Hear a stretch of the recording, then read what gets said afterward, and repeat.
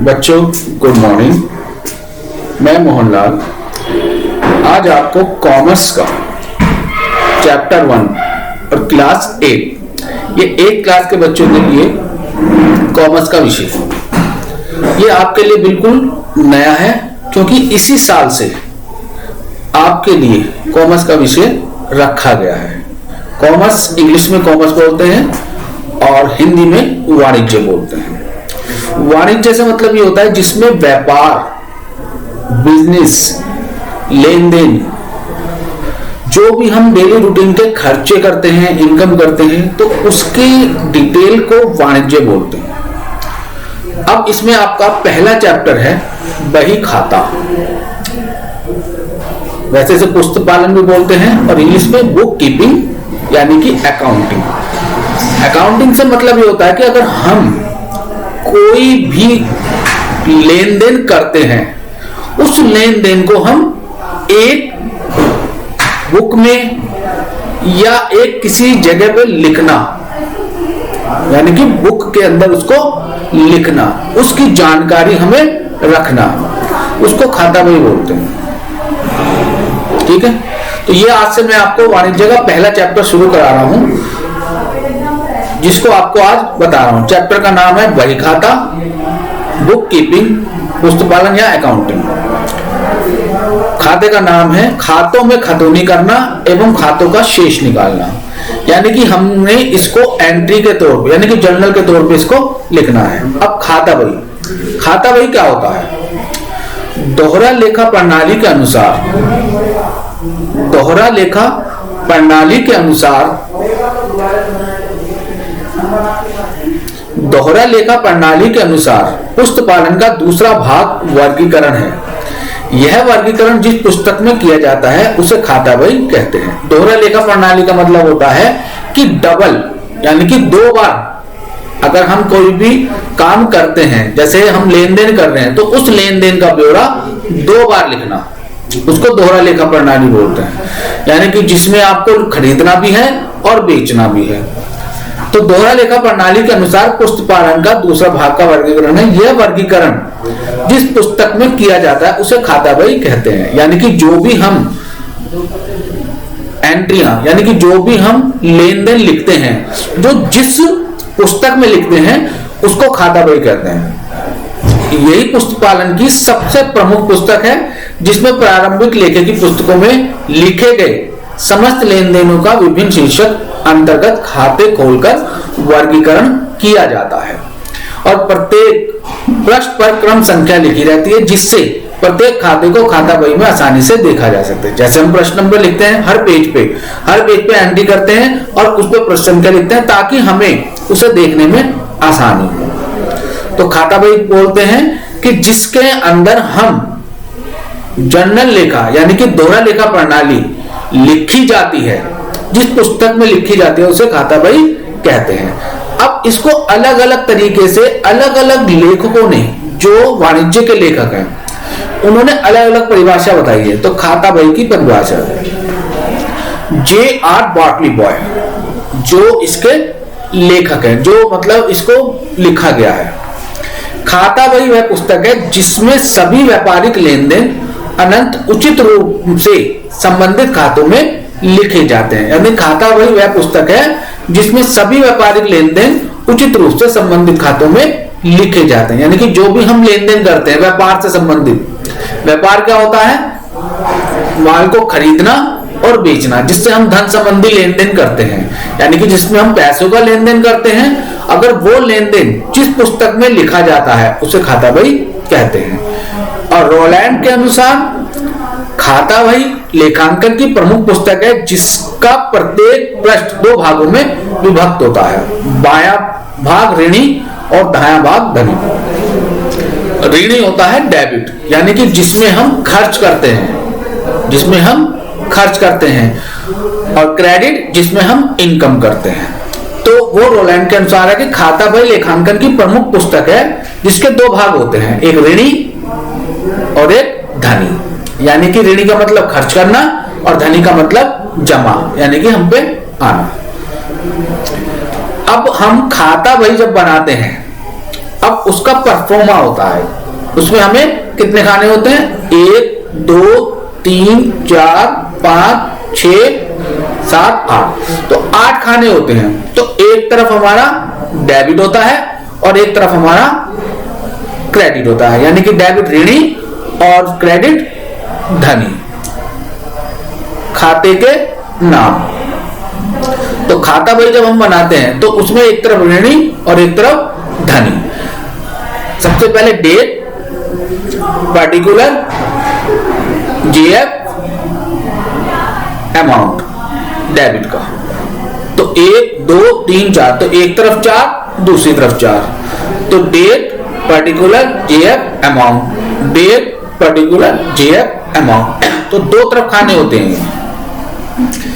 तो अब इसमें खाता बही का प्रत्येक 2 भागों में बटा होता है, एक भाग बायां पक्ष और एक भाग दायां पक्ष। तो जो बायां पक्ष होता है यानी कि उल्टा हाथ, जो बायां पक्ष होता है उसमें तो डेबिट होता है और दायां पक्ष होता है क्रेडिट। और इसमें 4 खाने होते हैं, डेट पर्टिकुलर जीएफ धनराशि यानी कि amount, date particular GF amount, date particular GF amount. तो इतना तो पता है, जैसे डेट है, डेट में वो डेट लिखेंगे जिसमें हम लेन देन कर रहे हैं, क्या वो किसी भी तारीख का हो।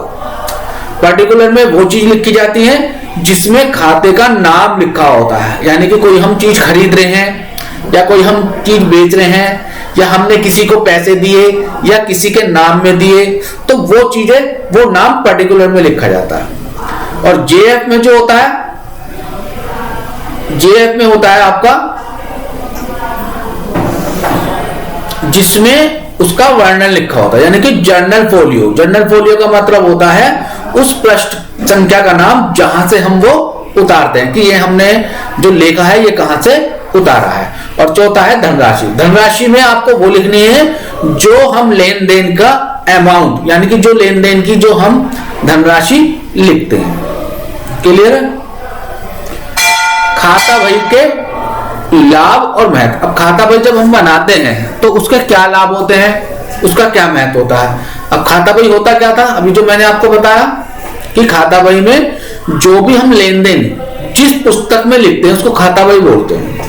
सबसे पहले लाभ हानि खाता तैयार करने में सहायक, यानी कि अगर हमें व्यापार में लाभ हो रहा है या हानि हो रही है तो उसके खाते को हम तैयार करने में सहायक होते हैं। आसानी से हम उस खाते को तैयार कर लेते हैं कि कितना हमने दिया कितना हमने लिया। न्यायालय में प्रमाण, यानी कि अगर हम कोई भी चीज गलत काम करते हैं या किसी से चोरी चकारी हो जाती है या किसी से लेन देन में कोई दिक्कत आती है तो हम उसको न्यायालय में प्रमाण के लिए प्रस्तुत कर सकते हैं कि हमने उस बंदे से या उस व्यक्ति से हमने इतने रुपए लिए हैं, उस तारीख को लिए हैं, तो हमें सारी डिटेल उस पुस्तक में मिल जाती है। तो इसमें हमें लड़ाई झगड़े या मतभेदों की आराम से सुलझाया जा सकता है। गणित संबंधी शुद्धता की जांच, जब हम अपने खाते तैयार करते हैं तो उसमें जब हम टोटल करते हैं यानी कि उसकी धनराशि का टोटल करते हैं तो उस टोटल में हमें आसानी से ज्ञात हो जाता है कि ये हमारा सही है गलत है, क्योंकि जो अमाउंट हम उसमें लिखते हैं अगर उसमें जरा सी भी गलती आ जाए तो हम उस पुस्तक से चेक करके उसको आसानी से कर देते हैं। तो इससे हमें गणित शुद्धता की ज्ञान हो जाती है। आर्थिक स्थिति की जानकारी में सहायक, आर्थिक स्थिति यानी कि हम लाभ हो रहा है, हमें लाभ हो रहा है या हानि हो रही है, तो इससे हमें यह भी पता हो जाता है कि हम व्यापार में अच्छे चल रहे हैं या बुरे चल रहे हैं। तो उससे हमें पता चल जाता है। जब हम डेली रूटीन की चीजों को अपने पुस्तक में लिखते चले जाएंगे तो हमें हर डेट का हर तारीख का हमें उसका हिसाब पता चलता रहेगा। प्रत्येक खाते की स्थिति का ज्ञान, इसमें हमें क्या है कि जो भी हम खाता तैयार करेंगे तो उसमें हमें आसानी से ये पता चल जाएगा कि हमें इसमें कितना लाभ हो रहा है कितनी हानि हो रही है, कि कौन सा खाता हमने सही तरीके से लिखा है। अब खाता बही में खतौनी करना। अब खाता बही में जो खतौनी करते हैं तो उसमें हम अलग तरीके से करते हैं। खतौनी करने का मतलब होता है रोज नामचा।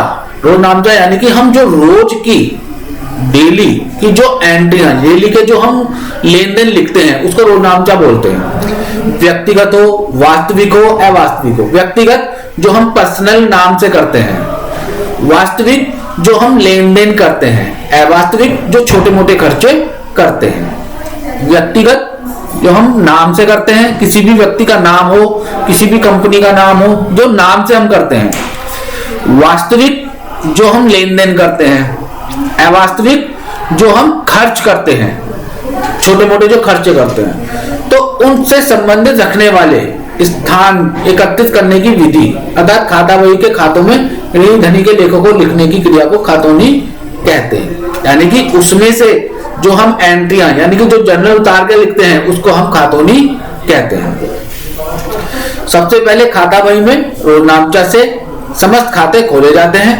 और जो खाता एक बार खोल दिया जाए वह दोबारा नहीं खुलता। यानी कि जो हमने खाता बही की है, उस खाता बही से जब हम उसकी खातौनी करते हैं तो हम उसका अलग अलग खाता बनाते हैं, और जो एक बार खाता खुल गया तो उसका दूसरा खाता नहीं खोलते। प्रत्येक खाते का नाम खाता बही के पृष्ठ के सबसे ऊपर मध्य में लिखते हैं। सबसे ऊपर पहले उस खाते का नाम लिखेंगे। प्रत्येक खाते के पहले रोज नामचा प्रविष्टि खाली तिथि लिखी जाती है। सभी लेन देन तिथि क्रमबद्ध, यानी कि पहले 1 तारीख का, फिर 2 तारीख का, फिर 3 तारीख का, तो सीरीज से लिखेंगे। रोज नामचा प्रविष्टि में जो खाता ऋणी होता है उसे ऋणी पक्ष खातौनी करते हैं, और जो विवरण वाले खाने में धनी वाले खाते का नाम लिख देते हैं। इस प्रकार रोज नामचा में जो खाता धनी होता है उस खाते को धनी पक्ष की खातौनी करते हैं, और जो खाता ऋणी पक्ष का होता है उसे ऋणी पक्ष के खाते में लिख दिया जाता है। और इसमें का ऋणी पक्ष के लिए और धनी पक्ष के लिए से, का और से। अगर हम ऋणी पक्ष यानी कि अगर हम डेबिट लिख रहे हैं तब हम लिखेंगे का, मतलब टू, और अगर हम धनी पक्ष लिख रहे हैं तो उससे लिखेंगे फ्रॉम, यानी कि क्रेडिट पक्ष में। और खाते के रोज नामचा पृष्ठ संख्या वाले खाने में रोज नामचा की वह पृष्ठ संख्या लिखेंगे जो रोज नामचा की प्रविष्टि में की गई, यानी कि जो हमने उस जर्नल में जो लिखी है, जो लेन देन की तारीख जो हमने लिखी है, उसके आगे जो पृष्ठ संख्या होगी वो पृष्ठ संख्या हम इसमें लिखेंगे। किसमें? रोज नामचा वाले में। धनराशि वाले खाने में संबंधित लेन देन की उतनी धनराशि लिखी जाएगी जितनी धनराशि लेखा रोज नामचा के ऋणी या धनी पक्ष, यानी कि जो ऋणी में हो या धनी में हो, दोनों पक्षों में जो धनराशि लिखी होगी वही धनराशि हम खाता बही खातौनी में करेंगे। जिस नाम से खाता खोला जाएगा उसमें वो नाम नहीं लिखा जाएगा। जिस खाते से हम लिखे जाएंगे, एंट्री ऊपर लिख देंगे खाते का नाम, जिस नाम से खाता खोला जाता है उस नाम के खाते के ऋणी और धनी पक्ष की ओर कभी नहीं लिखा जाता। केवल दूसरे ऋणी और धनी के खाते के विपरीत खाते का नाम लिखा जाता है। तो आज मैंने आपको इस तरह का कॉमर्स वाणिज्य का पहले पार्ट के 2 पेजों को आपको बताया है। नेक्स्ट वीडियो में आपको नेक्स्ट बताऊंगा। अभी सिर्फ थ्योरी के समझाऊंगा, बाकी जो इसको कराने का होगा वो आपको मैं ब्लैक बोर्ड पे आसानी से समझाऊंगा। क्लियर है? धन्यवाद।